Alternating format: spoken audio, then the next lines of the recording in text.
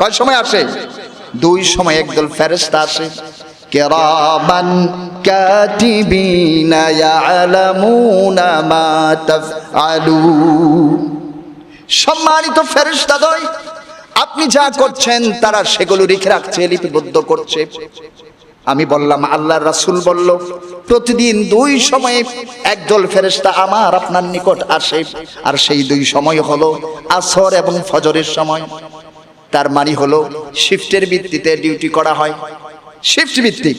আমাদের কোম্পানিগুলিতেও দেখা যায় এক শিফট যায় আরেক শিফট ঢুকে, এরকম আল্লাহ দুই দল ফেরেশতা পাঠান। একটা হলো আসরের সময়, আসরের সময় যারা আসে তারা ফজরের সময় আবার চলে যায়, আরেক দল চলে আসে। এই যে ডিউটির কথা বললাম, এই ফেরেশতাগুলি যখন আল্লাহর দরবারে চলে যায়, আল্লাহ কিন্তু জানে তার বান্দা কি আমল করছে। আল্লাহ জানে না সব? আল্লাহ জানে কয় রাকাত নামাজ পড়েছে, কোন নামাজ কাজা দিয়েছে, কোন নামাজ সে পড়ছে। আমার আল্লাহ এটা ভালো করেই জানেন। তারপরে ওই মালাইকার কাছে, ফেরেশতার কাছে জিজ্ঞেস করে, ও ফেরেশতা বলো, তোমাকে যে আমি ডিউটির জন্য পাঠালাম, আমার বান্দাদেরকে তুমি কি করতে দেখেছো? তুমি যখন গেলা তখন কি দেখেছো? তুমি যখন ফিরে আসলা তখন কি করতে দেখেছো? ফেরেশতারা আমার আল্লাহকে সাক্ষ্য দেয়, আমি যখন আসরের সময় দুনিয়ার জমিনে বান্দার নিকটে গেলাম, মুমিন বান্দার কাছে চলে গেলাম, আমি সকল বান্দাদেরকে দেখেছি আসরের নামাজ তারা আদায় করছে।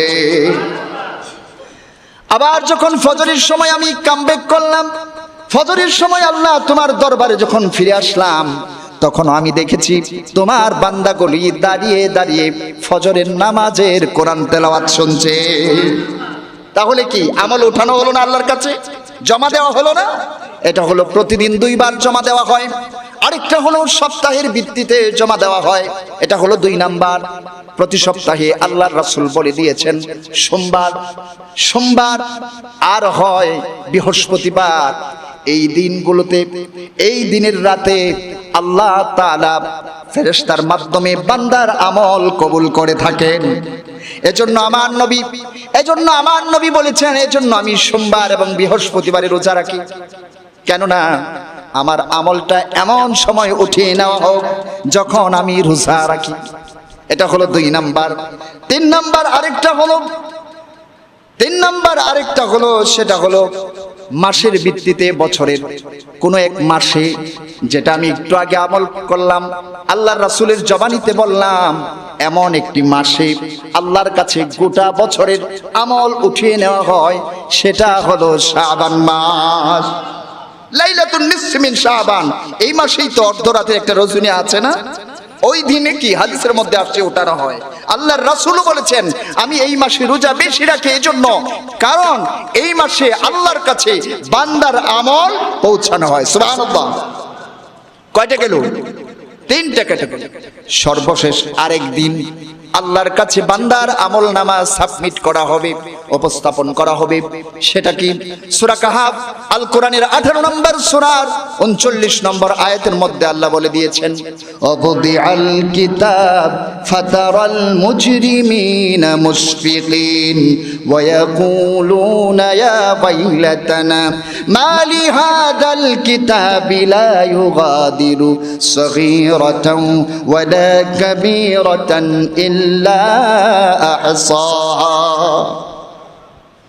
সেদিন কিয়ামতের দিন, বিচারের দিন, হাসরের দিন, মানুষের সামনে আমল নামাগুলি উপস্থাপন করা হবে। পাপীরা আতঙ্কগ্রস্ত হয়ে যাবে। পাপীরা আতঙ্কগ্রস্ত হয়ে সেদিন তারা বলতে থাকবে সবার সামনে, ওয়া ইয়াকুলুনা ইয়া ওয়াইলাতানা, হায় আমাদের জন্য আফসোস, মালি হাদাল কিতাব, এটা কেমন আমল নামা, যে আমল নামার মধ্যে একটা সামান্য গুনাহ করেছিলাম, ছোট থেকেও ছোট, অণু থেকেও পরমাণু, যে গুনার কথা আমি কখনো ভাবি নাই, এরকম ছোট একটা গুনাহও বাদ যায় নাই। লা ইউগাদিরু সাগীরা ওয়ালা কাবীরা, বড় গুনাহগুলো বাদ যায় নাই। ইল্লা আহসাহা, সবগুলো আমার আল্লাহ গুনে গুনে রেখে দিয়েছে। এই আমল নামার সর্বশেষ কিয়ামতের ময়দানে বান্দার এই আমল নামাগুলো আল্লাহর কাছে দেওয়া হবে, আল্লাহ আপনার হাতে দিয়েবেন, আপনি সেদিন পড়বেন, আল্লাহ বলবেন ইকরা কিতাবাকা কাফা বিনাফসিকাল ইয়াউমা আলাইকা হাসিবা। আজকের তোমার এই হিসাব গ্রহণ করার জন্য তুমি যথেষ্ট। আমি বলবো না তুমি জান্নাতে যাবা না জাহান্নামে যাবা, আমি বলবো না তুমি জান্নাতুন নাঈমে যাবা না তুমি সাইন নামক দুজকে যাবা, এটার ডিসিশন নেওয়ার জন্য তুমি যথেষ্ট। তোমার হাতে আমি হিসাব নামা আমি দাখিল করলাম। সেদিন আপনিই বলবেন আপনি কোথায় যাবেন। মুহতারাম হাজিরিন, এই চার ক্যাটাগরিতে বান্দার হিসাব হবে। এজন্য আমার রাসূল এই শাবান মাসে বেশি বেশি রোজা রাখতেন, যেন তার আমলটা রোজার মাধ্যমে উঠিয়ে নেওয়া হয়। 4 নাম্বার হলো নামাজ, জিকির, বেশি বেশি কোরআন তেলাওয়াত আমরা শুরু করব। এই মাস থেকে প্র্যাকটিস করব, কারণ কোরআন যদি আপনি বেশি পড়েন, সেটা রমজানই হোক আর রমজান ছাড়াই হোক, আল্লাহ রাসূল বলেছেন ইকরাউল কোরআন ফাইন্নাহু ইয়াতি ইয়াউমাল কিয়ামাতি শাফিআন লিআসহাবি। তুমি কোরআন পড়ো, ইকরাউল কোরআন, কেননা তোমার এই কোরআন কিয়ামতের দিন তোমার জন্য সুপারিশ করবে।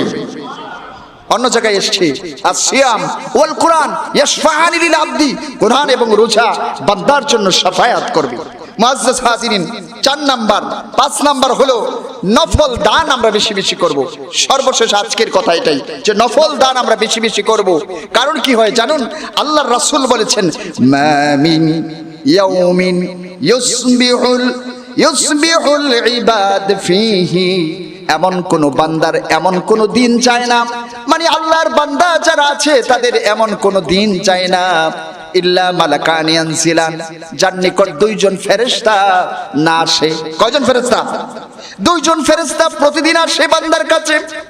আসার পরে একজন ফেরেশতা বলে ওয়ায়াকুলু আহাদুহুমা আল্লাহুম্মা আ'তি মুনফিকান খালাফান, আয় আল্লাহ, যে ব্যক্তিটা আল্লাহর রাস্তায় দান করছে, তার স্ত্রীর জন্য ব্যয় করছে, তার সন্তানের জন্য ব্যয় করছে, পাশাপাশি গরিব দুঃখী যারা আছে, অভাবী মানুষ যারা আছে, মিসকিন আছে, অসহায় আছে, তাদের জন্য যারা দান করলো আল্লাহ, তাদের এই দান করার কারণে তাদের সম্পদ তুমি আরো বাড়াইয়া দাও।